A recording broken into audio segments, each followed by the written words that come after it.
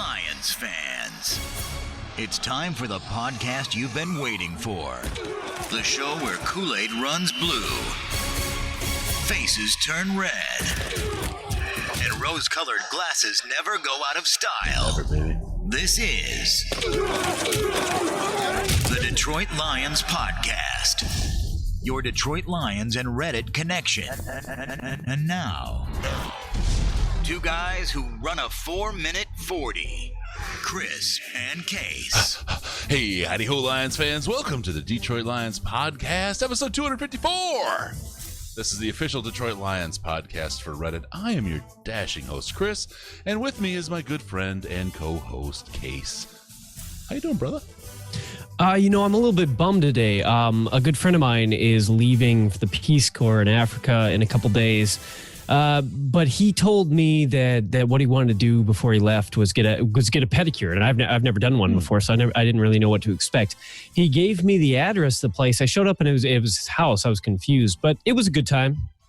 Yeah, okay, interesting. Yeah, I guess you're looking for a little bit of luxury before you go off to the great unknown. So anyway, today's show we got an interview.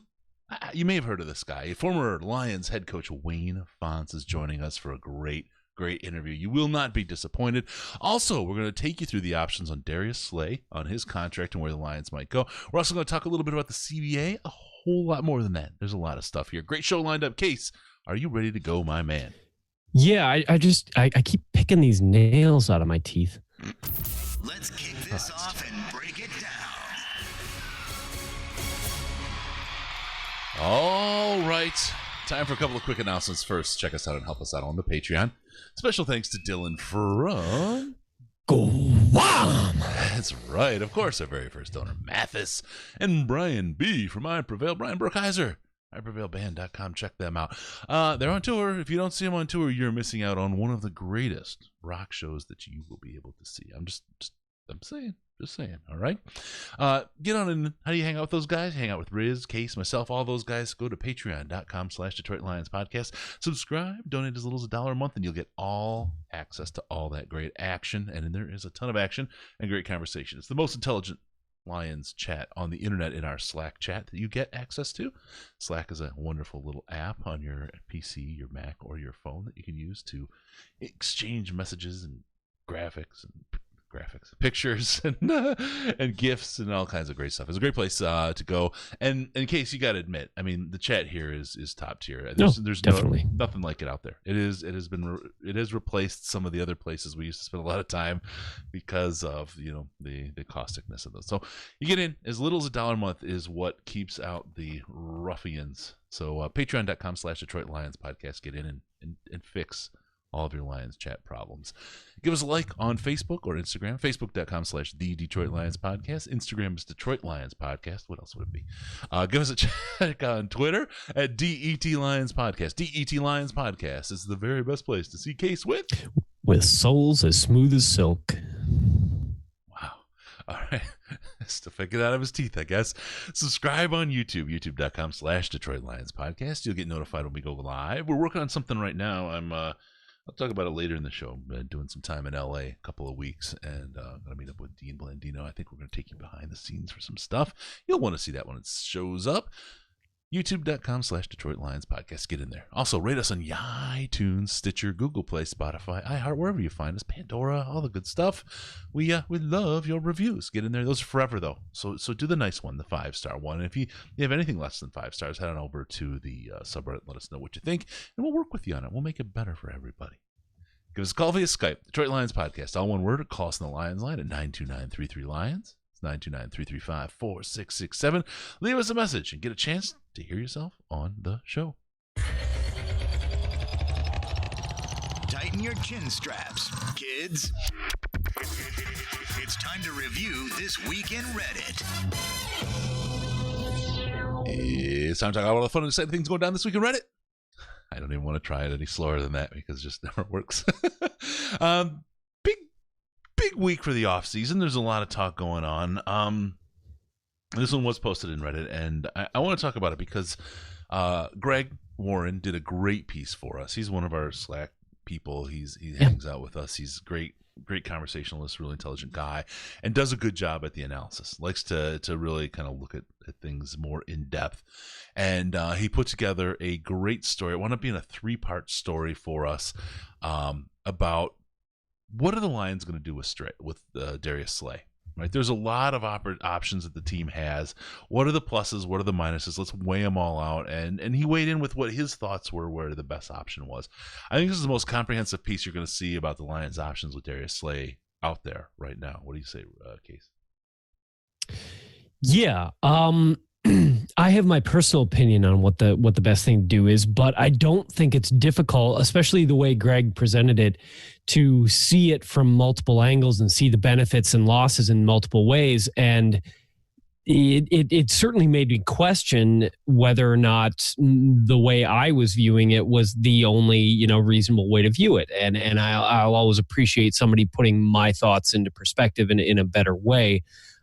So I was very impressed with the work he did. Yeah. I mean, it's great to have him as a contributor like that. Okay, so we're gonna walk through the options, but I also want to open up Case.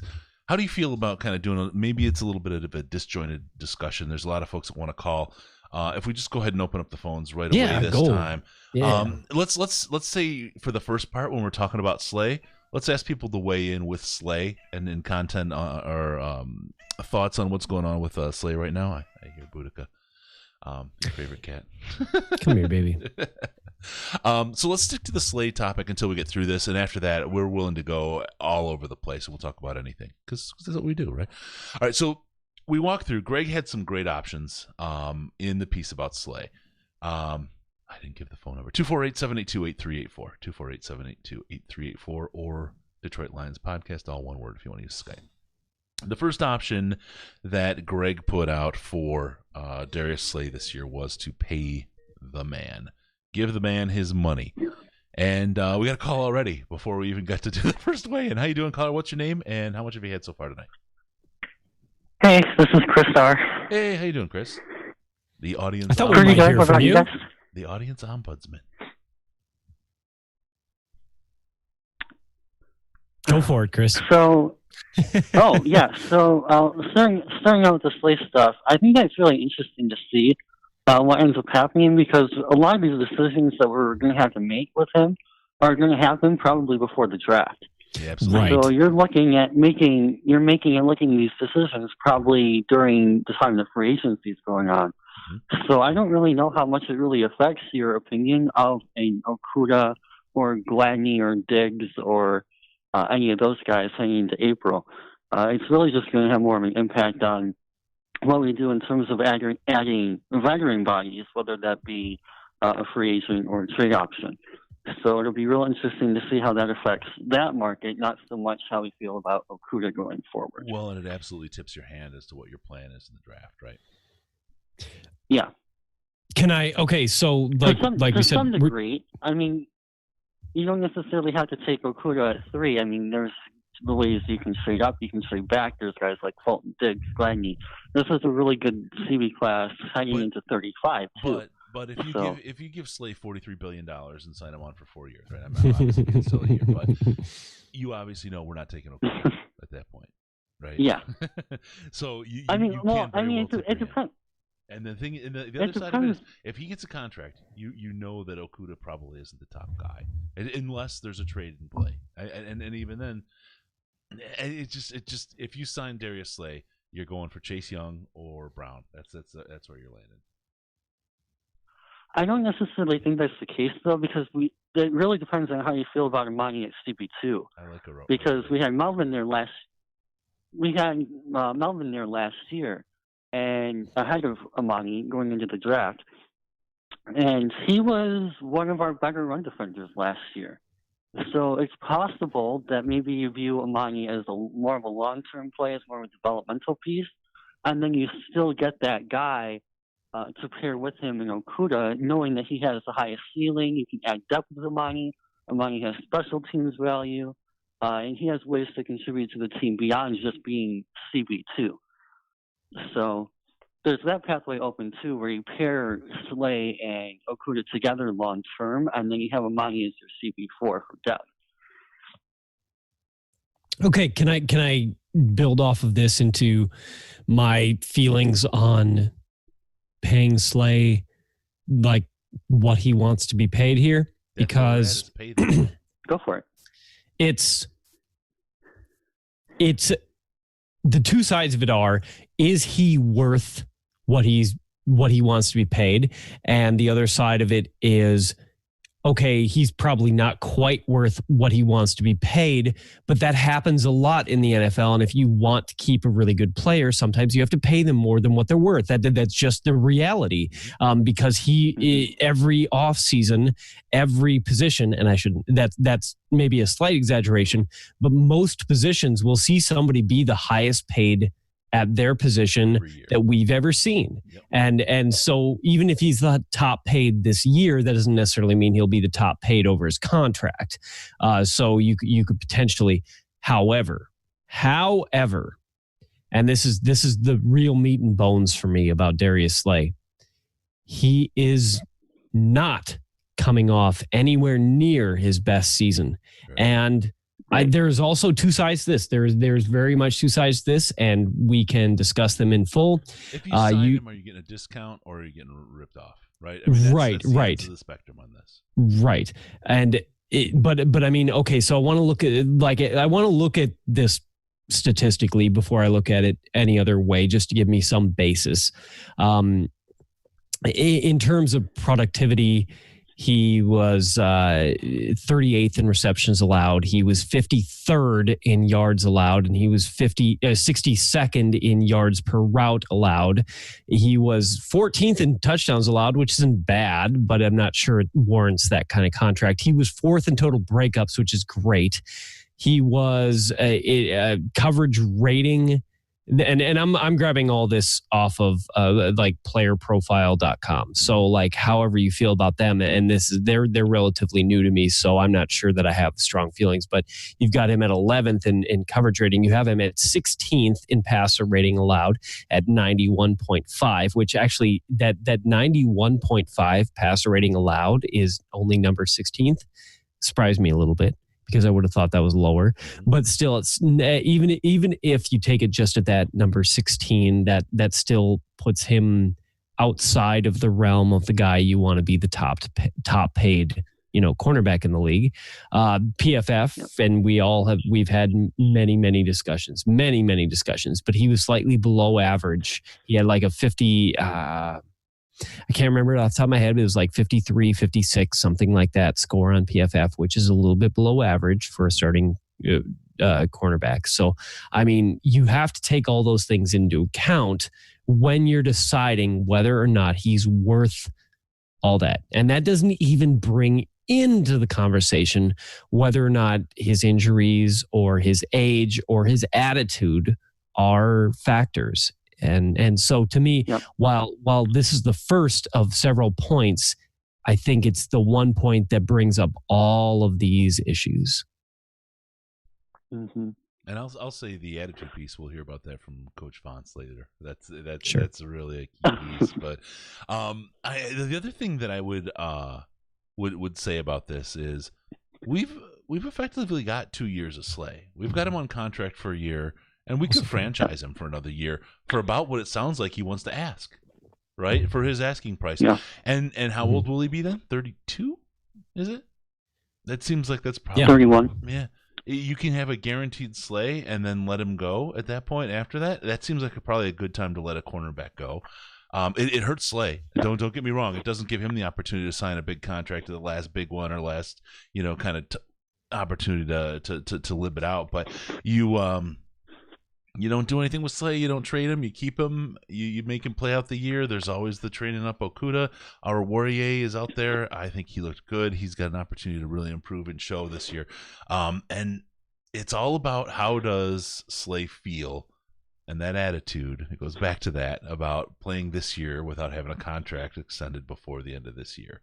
And if he can wait till October, November to sign a contract so we can see what we got, I'd feel a lot better about paying him a little bit more money if we saw him bring his level of play up during the season. I don't feel like paying a guy that much money. And again, I love Slay. I say it all the time. I love this guy. He's a great cornerback right now. He's a cool dude. I wish I could live the Slay life, all those kinds of things. But from an economic perspective, I just don't see paying this guy this year an extension with a bunch of guaranteed money, especially the likes of what he's talking about. It just doesn't make sense. The good news from an economic standpoint, though, that you have to kind of consider into this too, is if we were to sign him this off season, is you have your cap increase, and that goes into the CBA thing. Is like when the cap increases, I mean, you have guys like Jalen Ramsey who's going to be up for a new deal soon. I mean, Trey White is up for a new deal soon. Like those guys are probably going to be making $20+ million a year. So if you got Slay now for 15, 16, 17, 2 years from now, that's going to be a great deal. I'm still cautious about that thinking after we signed Calvin, because has anyone? Yeah, really you're right. That still worries me a little bit based on that. I don't know anyone's been paid as much as Calvin still, and it's been a lot of years of increasing caps since then, right? But yeah, I think that one thing that really kind of interests me about this is if we do decide that Slay is more of a long-term piece and we like Amani at CB2, say we add a vet free agent, is what becomes next with the 3 pick if Chase doesn't fall and we don't want to take Okuda. Because at that point, your trade-down options are all over the place if you're not in on Okuda or Tua or Young. So someone going somewhere like a wide receiver like Henry Ruggs, that would be fantastic for the offensive side. And I was watching some Marvin Hall tape. I'm actually planning on doing an article on that next from the site. And one thing that really intrigued me about DetroitLionsPodcast.com. Money gets published. That's right. That's my guy right there. You see that? So yeah, I'm gonna plan on starting writing that when you guys are done. I just came up with that idea about 2 hours ago. But one thing that really impressed me with Marvin Hall, a little bit of a spoiler alert, was his mental traits. His ability to find the soft spots in the zone, his ability to kind of create that natural separation with his speed cut. But getting that kind of threat with Ruggs against man coverage, or even Judy, who was one of the top man coverage leaders last year in college, like one of those Alabama guys, you're adding so much to this offense. And even a C.D. Lamb, who's one of my favorite receivers, a KJ Hamler, who's another guy I really love, Jalen Rieger, who's another guy a lot of people love. Like, if you're able to trade down 13, 16, 19, pick up one of these superstar wide receivers in this class, oh boy. I mean, Galladay, Marvin, your new rookie receiver, Hawkinson. I mean, David Blau could throw touchdowns all day to that crew.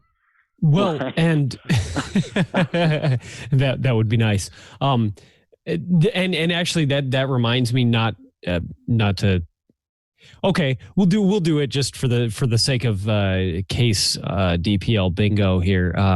This reminds me of last year when I suggested early on that we might be going offense instead of defense in the draft. I don't think that's true this year. Right now, that might change before the time the draft comes around. That might change based on what happens in free agency, based on who gets cut, who gets traded, who gets whatever. So who gets signed. Big spin of the wheel. Right, the combine happens and people get numbers associated with them, and crazy things start happening. And some will say it starts shaking out.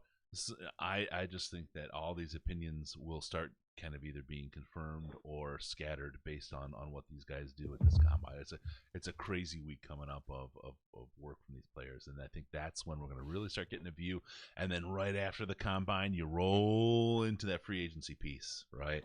And then things start really getting clear. So. And the other thing about the combine, too, that a lot of people don't talk about is you have a pretty basic idea on where guys are going to test going in, or at least you think you do based on their tape. But you start to hear things about interviews and potential off-the-field and things that come up, or medicals especially. Yep. And, like, we're going to get to a Time by Low's medical update in Indy. It's actual, like, real confirmed one. So getting that kind of information, especially like in a situation where we are trading down as a piece, if we get Tua's medical reports and they come back great, that just opens up a whole new world of endless possibilities in terms of where we could slide down. We'll see. We've covered that 7 ways from Sunday, and I have Right. a couple of thoughts, and I don't want to put them out yet. I just don't want to. We'll see how we'll put it at that. We'll leave it. But yeah, I think that the main thing to focus on is like how this Slay thing, going back to that topic, could potentially impact us in different ways, going into free agency and the draft by extension. Because if you, like I said, if you believe Slay and Amani are your corners, the need for Okuda goes down quite a bit. Yep. So that's something that could really play out. I disagree. Next I disagree still, because it doesn't change Slay's age, and the amount of time it takes a corner to get up to NFL quality on average. I think Okuda will move faster than the average corner will be, but we're at a point with the corners right now, right? And they are very, very important in this defense. They are very important. Oh, we're for at sure. a point with them where we were with Sue and Fairley. I was going to say, talking about being shook by past decisions, you know. It's reminiscent of the same thing in a different position, and it's terrifying to think that this could go south again. I really like drafting for the future here. I think you've got to be able to bet on these coaches too, right? That's the other part of it. So yep. Yeah, and the way that Matt Patricia develops these players, especially your secondary guys, we saw what he could do with Tracy Walker. And I mean, his emergence has been fantastic. So he has a pretty good history of developing these guys, even going back to his days in New England. Mm-hmm. He's known for being like your linebackers coach, but it seems like he's generally gotten the most out of these secondary guys, even your Darrelle Revis's, when he reemerged in New England. So there's ability to kind of develop those, and we don't even know who our DB coach is yet. So that could be really interesting to see maybe how that could potentially factor in if it does at all. Corey Unwin. All right. with that, Chris, we're going to let you go, man. We got another call rolling, and we're going to take that one. Thanks a lot for joining us, though. Awesome. Look forward to it. Thanks, guys. And check out my stuff at DetroitLionsPodcast.com. See how I did that? And I'll see you guys later. All right, brother. Good work. Thanks. All right. Let's see. We got another caller here. I'm going to guess this is Brandon. Yeah, baby. How you doing? I got it finally. Okay, I'll stop the guessing. How you doing, brother? All right. You finally figured out what 417 means is the Ozarks, right? That's right. my internet didn't come in to be able to search out that area code. Oh, man. Yeah, Case, you doing okay, man? Oh, hanging in, man. Oh, man. Hey, listen, since I know it's out of order, I'm not going to talk anything about what you just had on earlier. But everybody will be looking forward to it. I'm looking forward to hearing the whole thing. I missed some of the interview earlier in the day, so I'm looking forward to it. But listen, I know you guys are talking about Slay first, and then maybe the CBA a little bit later. If I could just hit on both. First of all, with Slay, you know, the more I think about it, the more I think about if he doesn't go, if he's hard to deal with and hard to negotiate for. I mean, he's got one of the best negotiators for his agent in Rosenhaus. So if he doesn't, then, you know, the thing of it is, the Lions still have the ace in their hip pocket, in that they got another year of them.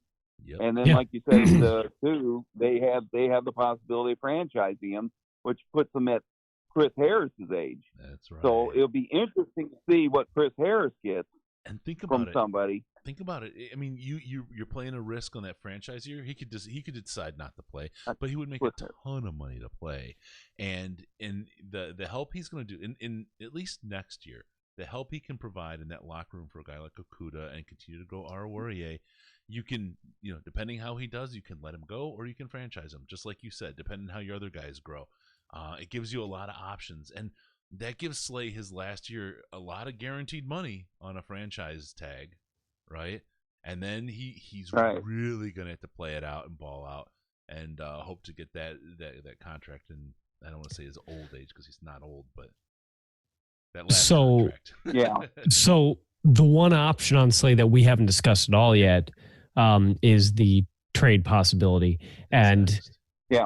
Why don't you bring it up, Casey? It'd be a perfect time. Well, yeah. Well, I was trying to make a smooth transition there, Chris. But all right, we'll do it. Ham on the Keep going, buddy.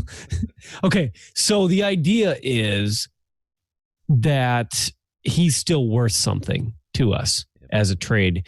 And if the front office got to a position where they felt that he wasn't going to be worth very much to the team, either as a player on the field or as a presence around the team, and you could still get something from him, it makes sense. However, it's unfortunate, and I'm not blaming them for this because they didn't know exactly how this was going to play out. They didn't know he was going to have a down year this year. They didn't know he was going to get hurt. They didn't know, any of that stuff. Right. Yeah, that's true. If they could have seen in their crystal ball and traded him last year, they probably would have been able to get some really good value for him. Really good. First round this year, it's not. I mean, the trade value has gone down because he's coming off a rough year. He's a year older. There is the attitude issues have become increasingly apparent. I don't think NFL teams are super excited to work with players who work with Rosenhaus. I think that is actually driving their value down, to be honest. I agree. That's something that goes under discussed, I think. But 100%, Rosenhaus is a very, very difficult agent. Plays, and I don't even want to say hardball because hardball is part of the game, right? But it plays in a real He's willing to make drama out of a situation, and teams don't want that. Nobody wants that in the NFL. And I feel like things will go better for everybody if you work together versus kind of creating that stinky drama scene. So here's a scenario I was thinking about. Maybe the Lions might pursue, and this has to do with the draft and trading him.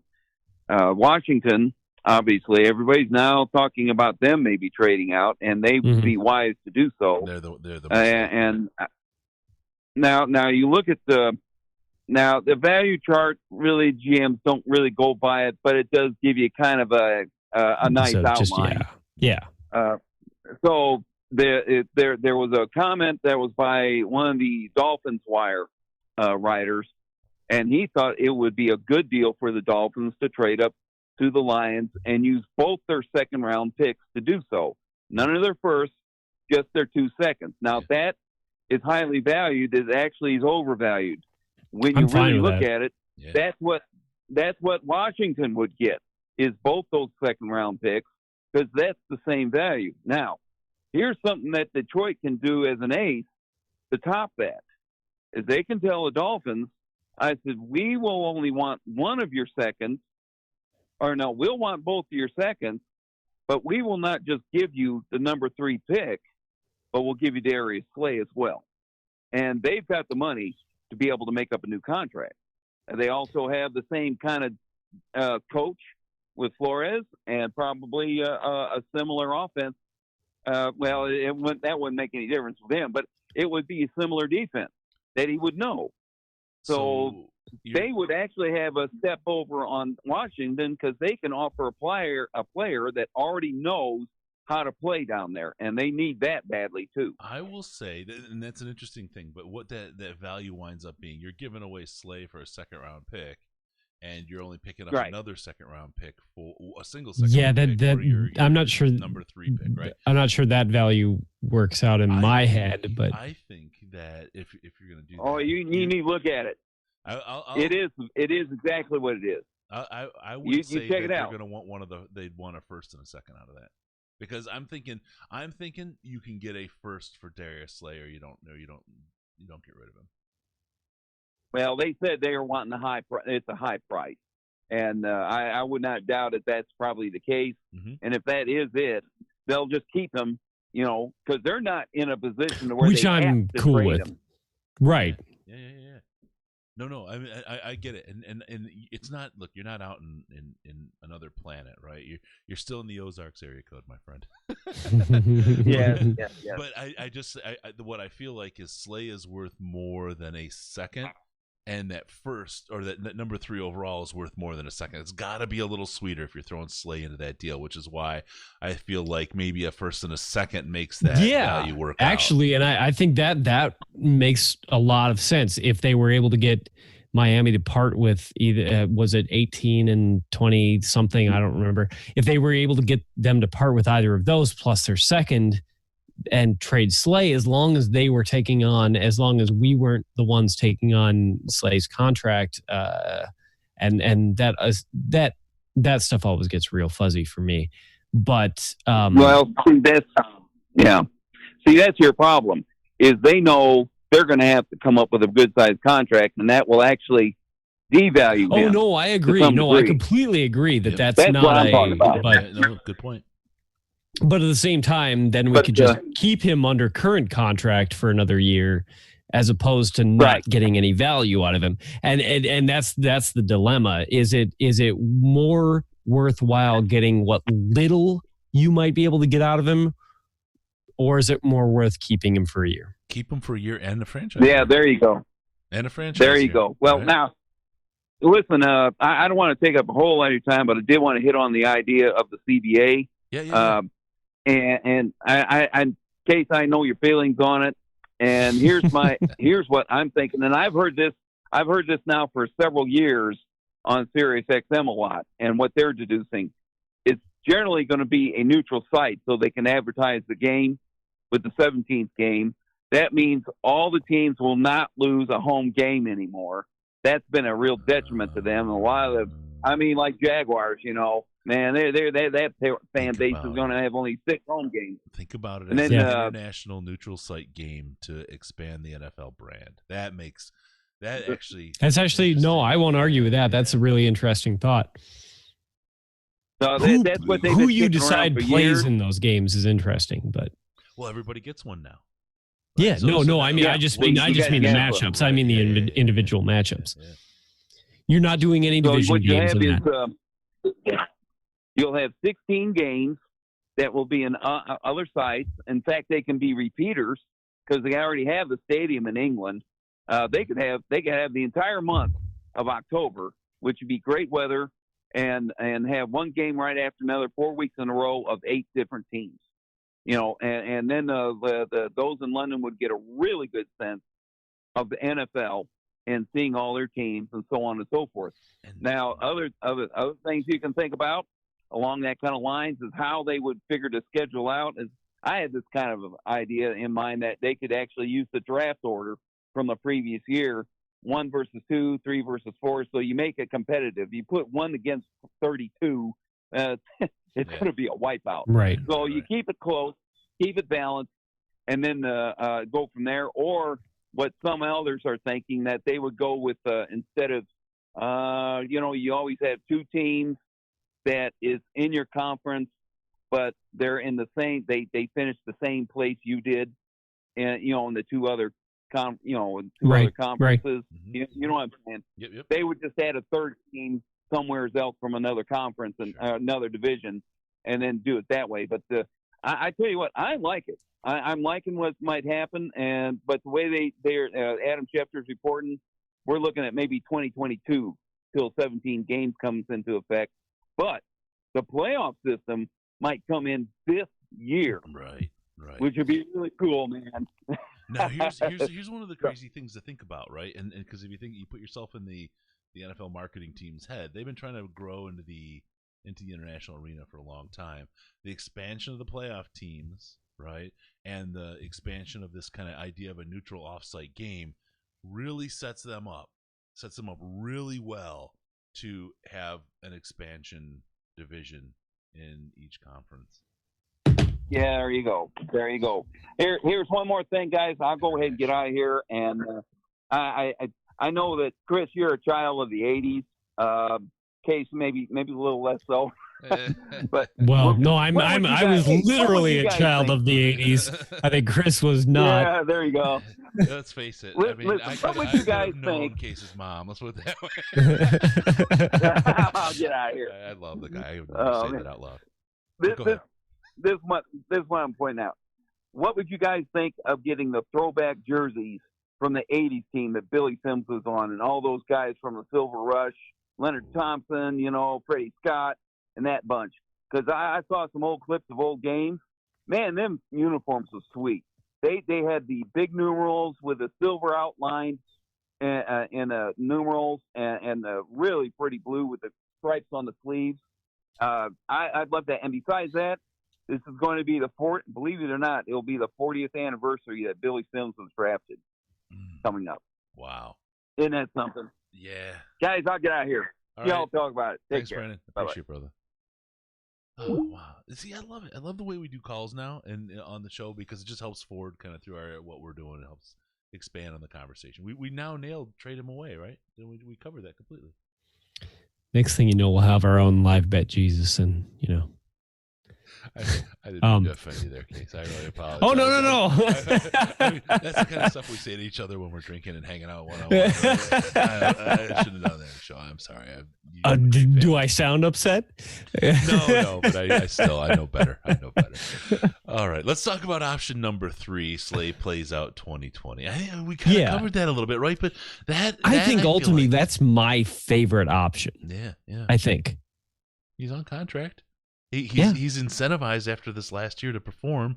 You've got everything. You should get everything out of Darius Slay that you need, right? Because if I'm thinking well, okay, in a perfectly logical world, the Lions hold the cards. And so that plays out, and then we let him go, and he goes somewhere and gets the opportunity to get what he wants somewhere. The world is not the perfectly logical place that I wanted to be in my head. Yep. So there's a lot of roadblocks to that. Like we talked about the attitude, whether or not he'll be able to buy in, whether or not, earlier in the offseason, it was great that he said, if Okudah came, I'd mentor him regardless of whether I was playing for the Lions or not. Yeah. And that's great. And I would hope that he would stick to that self mantra. Do I trust him to do that at this point is another story. Oh, I do. I want to trust him, and I want in a perfect world for him to play out one more year with the Lions and return to form and be everything that I love about him. Yep. And then everybody makes a amicable separation as he gets paid by somebody else while we have done what we need to do to set up our long-term security at the position. Yeah, no, absolutely. So, that's all super optimistic. I mean, the chance of things actually playing out exactly that well is, it is what it is, but that'll be. All right, let's go to the next year then. Let's talk about that franchise tag. I like this. I think this is a power move by the team. I think Slay will hate it, and I don't think you're going to get the best out of him that year, but you may. What happens is if I'm Bob Quinn, right, and I put my evil genius hat on, it's my Belichick hat, whatever, throw on the hoodie. I'm sitting there and I say, I got Slay in contract for another year. Okay, period. I'm gonna let him play out that year. I'm gonna let him mentor my replacement for him, or maybe I don't get a replacement. Maybe I do go Chase Young, right? Whatever. I'm going to have him on the field, and he's going to play, and he's going to be my number one cornerback. And he's all incentivized to perform 100%. So, boom, he's out there this year. I don't sign a contract with him because he wants $16 million for 3 years guaranteed. Well, I could get him for 1 year for $16 million guaranteed. And he's going to want to play well again because it's still effectively a contract year. Right. I really am kind of holding the cards on Slay for the next 2 years. I really kind of have. If he doesn't play well in that franchise tag year, I know it sucks for him, and I get it. I'm taking the human side out of it, right? It's a straight business look. But he's got to play well if he wants to sign and play another year, another 2 years. If he wants anything out of the NFL, he's got to play well. I think this is all in the Lions' favor. The franchise tag, if you sign him, you're paying that much money anyway. Why not just hold off and pay the franchise money? Yeah. Well, I mean, these are exactly the reasons why last offseason I was glad we didn't pay Slay last offseason, and why I was less than thrilled that we overpaid for Harrison Snacks, because all these things are possible outcomes on everything every year with guys who are at their ages. It's so the like burn of experience, right? And Hedebo can't is overcommit. when we first started. What is our second season? By the way, we're the oldest Detroit Lions podcast out there. In our second season, Both in terms of age of the podcast and in terms of age of the and wisdom of the hosts, wisdom. Anyway, the Hedebo thing is such a learning experience for Lions fans and people to see. The guy screened for all kinds of money, just like Snacks did, and then he wasn't able to, he didn't do it. We didn't pay Hedebo, excuse me, and it was the right thing to do, and we saw it ahead of time. We called that out. This feels like a guy who knows he's slowing down. We saw Slay this year. Did he do it? This year's going to be really interesting because if we don't sign him and we play him and takes another step back, think about that. Think about what would happen if we signed him for those 16 mils and all that guaranteed money, right?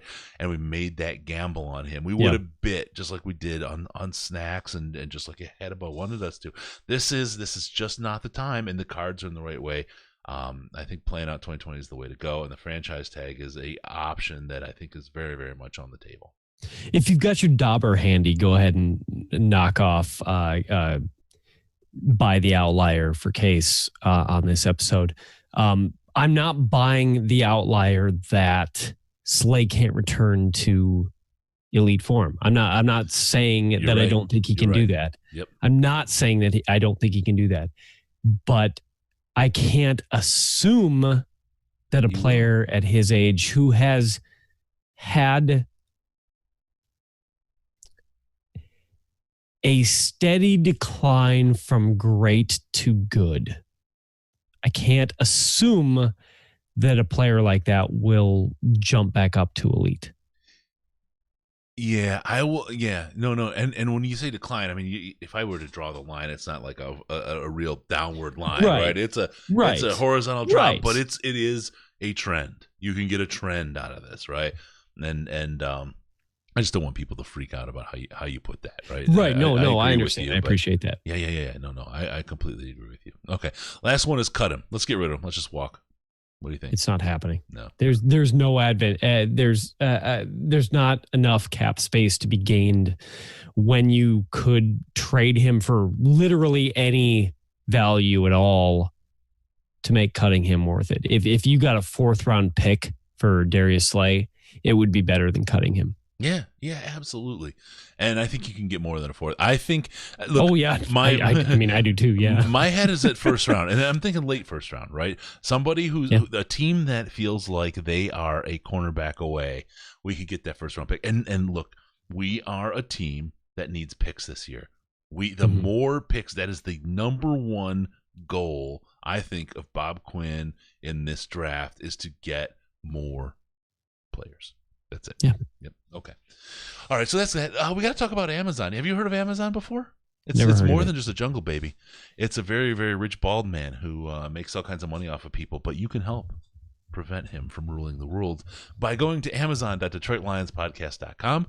Use that every time you go to Amazon, and they'll take a little bit of money away from the bald guy, and they'll put it in our pocket. Yeah, that's it. You hit amazon.detroitlionspodcast.com. It sends you right to the site. There's no funny stuff, nothing in between. And when you order something, they say, sorry, Bezos, this podcast is better than you. And they take some of his profits and give it to us. It's a great way to support the show by doing something you were going to do anyway. How about that? That was smooth. That was easy. Didn't hurt that much. Nailed it. All right, let's talk about... Need some nails? Go to Amazon.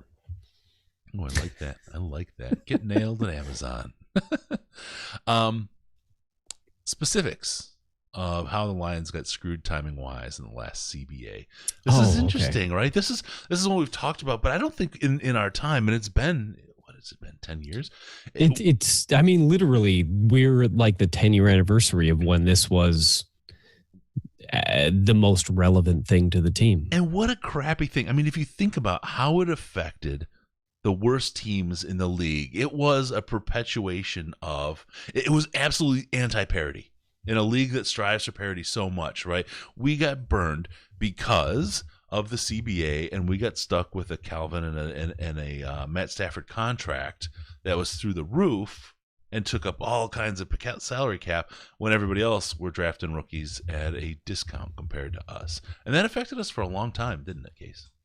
It absolutely did. There was a post on Reddit, on RNFL today. And hang on one second. I'm trying to find who posted it. I'm not sure if they're It's NFL.reddit.com. On. That's the way I like to say it. Yes. Okay, so it was by... Hang on, I'm trying to... Should have let me cover for you there, buddy. Now you're hanging out there all alone. 26.2 Pipe Dream. He's not somebody I'm familiar with on the Lions sub, so my guess is he probably has little awareness of our... I'll shoot him a message and tell him to check it out to see if he's interested. But no, he had a breakdown of how it worked out over the years between 2002 and 2010, where the Lions were at the worst they have ever been, at the worst that maybe any team has ever been over a stretch like that. Yeah, okay. Yeah. Nobody is defending Matt Millen as a GM. I'm not sure. I've literally in oh God, how long have I've been a Lions fan for about... Let me put it this way, Case. Even in a high school or college debate team, no one would be stuck with the side to defend Matt Millen as a GM. How about that? It's been almost 15 years too, that I've been okay, perfect. But so you have Calvin, you have Sue, and you have Stafford, and there was a post, like I said, and it was a well-produced post, very logical by the dude I just mentioned, whose name I'm not going to try to repeat. 26.2 Pipe Dream. Talking about, okay, so there were some dissidents in the comments that there are certain people who think that we're just crying victim when we talk about that, and that isn't the case, in my opinion. I'm not saying the NFL was in any way trying to screw us by the timing of things. We just got unlucky. We got very, very unlucky by the timing. Yep. By the timing of it. We had Calvin, we had Sue, and we had Stafford all in 3 out of 4 years of drafting. They ended up as 3 of the top 4 rookie contracts in terms of size of all time. Mm-hmm. I will go out on a limb and defend Martin Mayhew just a little bit. Okay. And I will say that I don't think that Martin Mayhew was an amazing GM by any means. But I also don't think there has ever been a situation in the NFL quite like what he had to deal with. You have 3 players who, at their height, and this has actually gotten really difficult. You used to be able to check the, Over the Calf and Sport Track, those sites, to look at like cap percentages on players, and it's gone premium. And I'm not premium on those sites, year to year. And I believe at one point in 2012, we had those 3 players taking up almost 40% of our cap space. If you have the exact numbers, if you're able to track down the exact numbers, and I tried to look them up, but I kind of think that it's really difficult trying to equate the numbers that are on those websites now for each individual player because the contract stuff is so weird. But at the time, I very specifically remember, and I was able to go back and find even an article about it, suggesting that those 3 players taking up 40% of our cap space in 2012. For 3 players on a rookie contract to take up 40% of your cap space, and even if that's not the norm, even if that's like the highest point of a situation over the time span, to have 3 players who were the 3 highest rookie contracts ever paid out it's going to make life difficult for whoever the GM is who has to try to deal with that. Mm-hmm. And while Martin Mayhew wasn't an amazing GM, again, I am not suggesting that. I do think that it is worth remembering that he got put in a position that no other GM ever in the history of the NFL has been put in. And it was because of Matt Millen's incompetence and the timing of Matt Millen's incompetence that he got put in that position. You heard it here first. Case is a huge fan of Martin Mayhew. I do wonder, because I do remember a lot of the veteran signings he made, the Nate Burlesons, the Kyle Van Bosches, the Steven Tulloch. You know, he made a lot of quality veteran signings to this team. Yeah. The years I think that this impacted the most were the 2011 through 2014 seasons. Yep. And they started off the 2011 season really strong. By the end of the year, the secondary had completely fallen apart. So they weren't that. If you watched either the Saints game in the playoffs or the Packers game, and in Week 17, you remember just how absolutely atrocious that group was. Yeah. If they had had the cap space to improve the depth, not necessarily make them a great unit even. They didn't have to be a top tier unit, but if they had had the cap space to make that unit acceptable, they could have easily won either of those games and possibly, don't overrate this statement, but possibly enough to win the division that year, especially if they take that win away from Green Bay, because that puts them at, I think, one game out of winning the division that year. Yeah. And over 2012, 2013, you saw the decline. And I think a huge part of that decline was just that and I will say that I didn't love the decisions that Martin Mayhew made about restructuring the contracts and kicking can down the road on a couple of those players, at least, Stafford, Sue, and Calvin. He made some decisions that I didn't love. Yeah. But he was faced with making those decisions because he lived in a world that forced his hand and limited his options. Yeah. You never want your options limited. And his were limited by the way the league went. It was literally out of his hands. It was out of his control. So much of what was forced down upon him. And I want to talk about something. Chris Robbins, you may have heard of him. He said in the chat, and this is a good one: Mayhew could and should get another shot. Hot take, but I still think he will. He absolutely I've said will. that for a long time. Proximity right now in San Francisco to what's been happening, his history. You can't think that this guy hasn't. He did okay in Detroit. He didn't do spectacular. He did okay. Yeah. Like there's all kinds of extenuating circumstances, but his proximity now in San Francisco really gives him a look at what greatness might be, and I think this guy could really come out and be an amazing GM for a couple of teams. I didn't like him in Detroit. I'm straight up saying I didn't like him in Detroit. I don't think he was really good then, but boy, I'm not trying to forgive everything he did. Yeah, by the way, future for this guy is really bright. This is part of what I'm worried about with the Patricia and Quinn thing, right? I've got a great conspiracy theory that I could drop, but I'll leave that alone for now.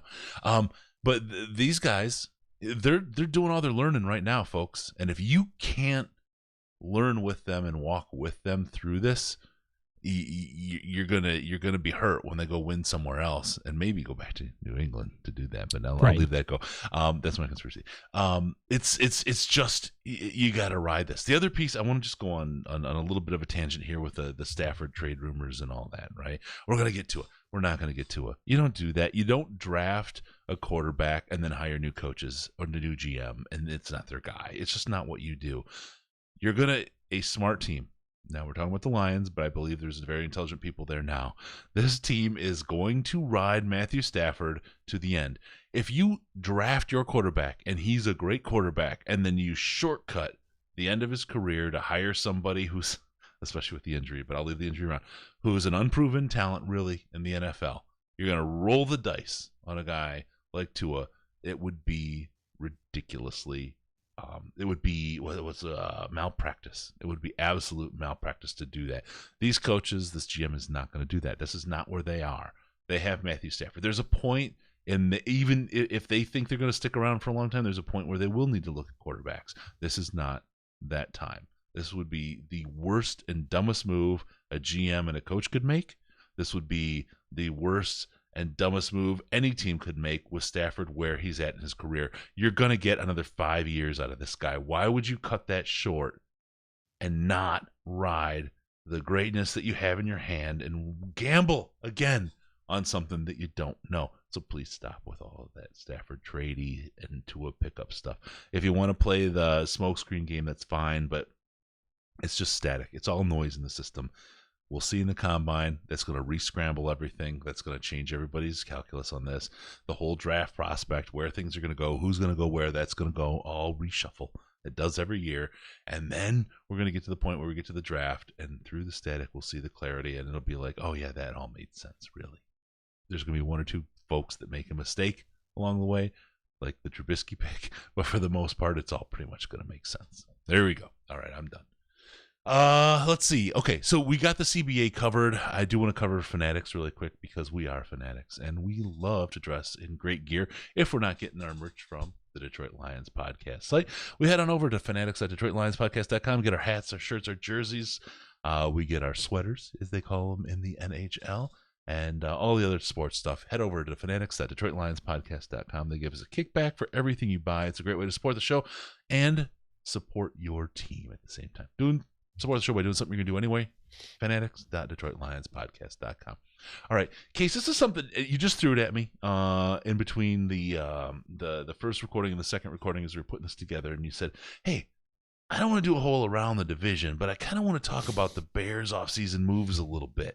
And I got to tell you, I feel like it's still enough to warrant the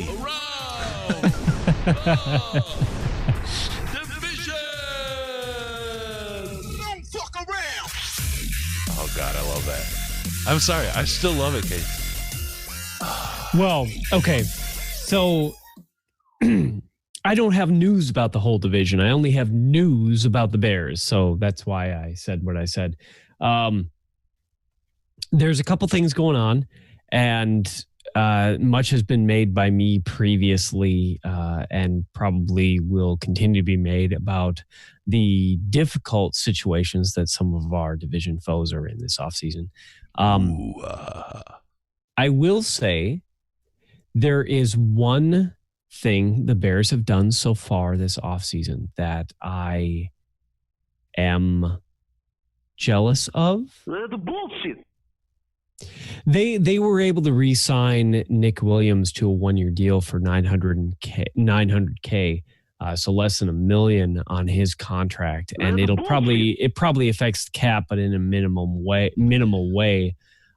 He's not a superstar player, but as far as a depth defensive lineman, I think that was a really. I'm surprised that they were able to get him for quite that low price, because he's the kind of guy that I thought might get a long-term deal somewhere. I mean, that good for them. That does not take away from the fact that they have about 1 million other issues to deal with. And especially, okay, so let me talk about some of the issues they have to deal with first, and then talk about some of the things they've been rumored to be looking at. They have to deal with their inside linebacker situation. They have Danny Trevathan. I can't remember the name of the other guy, the young guy.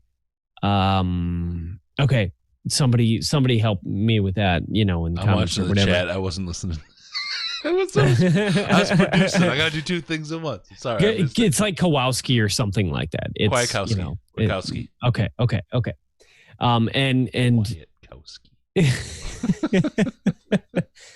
And they both had good years, and the young guy took over for the old guy after the old guy got injured. An age as old as time in the Disney verbiage. You want to build a snowman? Is that what we're doing? I'm lost now. But they're not going to be able to keep both. And Danny Trevathan, while yes, is the older guy, he's 29, still has a future in the NFL despite the gruesome elbow injury. I think that an elbow injury is one of those things that's you're more likely to be able to come back and play at a physically high level from than anything lower body or even shoulder. So I would still say that he is a valuable player, and they are unlikely to be able to keep him and Kowalski. I'm just going to say Kwiatkowski. It's like Kwiatkowski. Thank you. Yeah. Now the kid did a good job stepping in after the injury. I'm not even going to argue that. But what you still set yourself up with is a lack of two good players at a position. You don't have the depth to rotation. You don't have you end up in a weaker situation on the off chance Kwiatkowski. I'll get there. Think about it. Kwiatkowski. Kwiatkowski. Yeah, okay, Kwiatkowski. I'll just call him Kwiatkowski. That works. No, I'm saying shut up, Case. But if he were to have any kind of injury at all, then you're in a real tricky spot, especially in a scheme that actually has middle linebackers that I am envious of. Not to, throw too much shade around, but but if you lose one of those two guys, and there is still a possibility they could possibly lose both if both of them test free agency because both of them are unrestricted free agents, they could both end up getting massive contracts elsewhere. And even though the Bears have a potential to move themselves to open up enough cap space to afford one or the other, if both of them end up being overpaid somewhere, they're not going to be able to compete. And then you have a massive hole in the middle of that front seven, and that front seven has been the strength of that team for 2 years. Yeah. So, I mean, they could be in serious trouble if they aren't able to re-sign one or both those players. Yeah. And just so you know, I looked it up to confirm that I was wrong. It's Kwiatkowski. No, Kwiatkowski. Yeah, there you go. Okay, thank you. They're also likely to lose Prince Mukamara, who had an okay year. Okay. Yeah. They are also likely to long lose. In his career, though, isn't he? Yeah. I mean, he's not he's always had struggles with staying healthy. So I would not fault them for moving on from him. They were going to pay him too much this year. They were going to pay him $10 million this year, and that's more than he's worth in terms of consistency. Sure. Yeah. But when he's healthy, when he's playing his best, he's still a good player. So you still have to replace that, for the games that he otherwise would have been there for. Taylor Gabriel, the wide receiver. It'll be interesting to see what they do to find a speedster, if that's what they want to do. Sure. But that goes to the next big question with them, and it's what they do at quarterback. And all signs at this moment in time point to keeping Mitch Trubisky around for another year, but you have to think that the leash is extremely short, and they have been tied to Teddy Bridgewater. They have been tied to Andy Dalton. They have been tied to somebody else that I'm forgetting. I'm going to tell you, there's a scenario Marcus here. Mariota. There's a scenario here that people haven't talked about with the Lions and that number 3 pick. The Bears could trade their next 43 years of first-round picks to get up to first for Tua. Be fine with that. We wouldn't have one this year, but that's okay, I think. But no, Marcus Mariota. There were rumors early in the offseason about Tom Brady. I think that's totally ridiculous at this point. Phillip Rivers at one point. Basically every free agent quarterback has been linked to them in one way or another, and I don't know who solves their problem, especially with Taylor Gabriel gone and a limited offense. The other position that they have been linked to in terms of a player they really want to go after is tight end, and that is Eric Ebron's available. He was one of the three. He is one of the three that was linked to them as terms of Biscuit thrown to potential players. Ebron. So, will they get a completion this year? That's the storyline. yep. So I mean, they have so many problems to fix and so many players that need contracts, and I think they will do an okay job of mitigating the disaster this year. But I also think there will still be a lot of kicking the can down the road, which makes the future that much more difficult. Yep. The CBA will really dictate what the damage is, right? Yep. I mean, that's where we're at with a lot of teams, and we'll see how that goes. Yep. All right, I'm going to move ahead. All right, Case, we've got a lot of stuff this show. We got a lot of stuff to cover. Really quick, want to cover those important dates like we do in every show. Remember, February 24th. That's just around the corner, folks. Through March 2nd is the Scouting Combine. We will have Jeff the Riz Risden calling in, giving us live update from the Combine, and we'll let you know what's going on there, what he's seeing, what's the breaking news. So that's great. Every year we do that. March 18th, free agency begins. You're talking about 16 days between the combine completion and the start of free agency. It's going to be a crazy time. We may or may not take a week off in there. We'll see how it goes. We're gonna see how things work out for us. And then the 29th through April 1st, there's a league meeting. Some information will come out of that. We'll get a couple people who would be at that meeting to report into the show as well. And then, of course, the NFL draft, April 23rd through 25th. We're doing a draft party, right, Case? I mean, I'm not planning to be there. Why wouldn't we? With bells on. Yeah, boy. Oh, bells out. Oberon. Bells Oberon. There you go. Oh, yeah. That's a favorite person. Yeah, for sure. All right, we'll do that. And then May 1st through the 11th, there'll be 2 3-day mini camps coming up. So there's a lot of stuff going on. Lastly, we want to talk about SeatGeek. If you're getting your tickets, no matter where you're going, whether it's to a show, a concert, the ballet like Case performs in you regularly, and or a sporting event, head over tix.seatgeek.com. They give us a kickback for all those tickets, and we take a little bit out of their pocket, which is the way to kind of, it's your chance to hold the man down, and who wouldn't want to do that, right? All right, tix.seatgeek.com. No, that isn't it. Stop.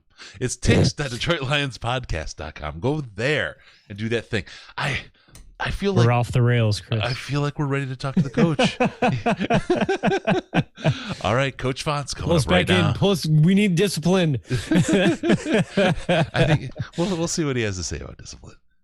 All right, there it is. All right, hey, folks on YouTube, thank you so much. We appreciate you guys sticking with us and going through the show. We love you guys, and hope you guys, those who didn't see the Coach Fonts thing, it's one of the best interviews I think we've had. Oh, yeah. He was spectacular. Go check that out for sure. Again, thanks everyone on YouTube for following and hanging out with us. The chat's been pretty fun tonight. Appreciate you guys, and we will catch you all again next week.